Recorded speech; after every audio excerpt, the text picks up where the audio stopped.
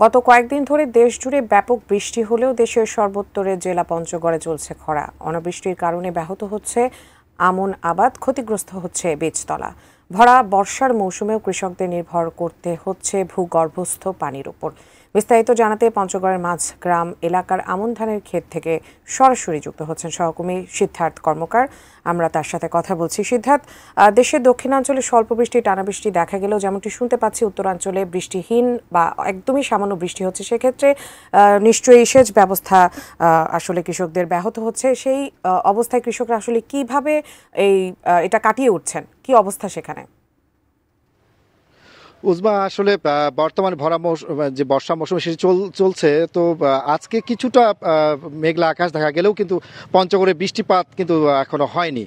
আর গত কয়েকদিনে যদি তাপমাত্রার কথা বলি, তো তেঁতুলিয়া আবহাওয়া পর্যবেক্ষণাগার থেকে আমাকে যেমনটি জানানো হয়েছে যে আসলে 36 থেকে 38 ডিগ্রি সেলসিয়াস পর্যন্ত কিন্তু সর্বোচ্চ তাপমাত্রা সেটি কিন্তু থাকছে।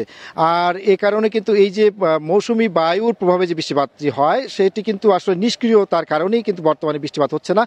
আর আবহাওয়া পর্যবেক্ষণাগার থেকে যেমনটি জানানো হয়েছে যে আসলে 8 থেকে 10 দিনের মধ্যে কিন্তু ভারী কোনো বৃষ্টিপাতের সম্ভাবনা তেমনটি নেই, যেটি কিন্তু অত্যন্ত প্রয়োজন। বর্তমান যে আমনের মৌসুম চলছে সেটির কারণে কিন্তু ভারী বর্ষণের প্রয়োজন, কারণ বীজতলা থেকে বীজ সংগ্রহ করে কিন্তু কৃষকরা কিন্তু বর্তমানে যে চারা রোপণের কাজ সেটি কিন্তু বর্তমানে ব্যস্ত সময় পাস করছেন। এই কারণে কিন্তু বৃষ্টিপাত না হওয়ার কারণে তাদেরকে কিন্তু ভূগর্ভস্থ যে পানি সেটি সেচের কারণে তাদেরকে কিন্তু তাদের উপর নির্ভর করতে হচ্ছে।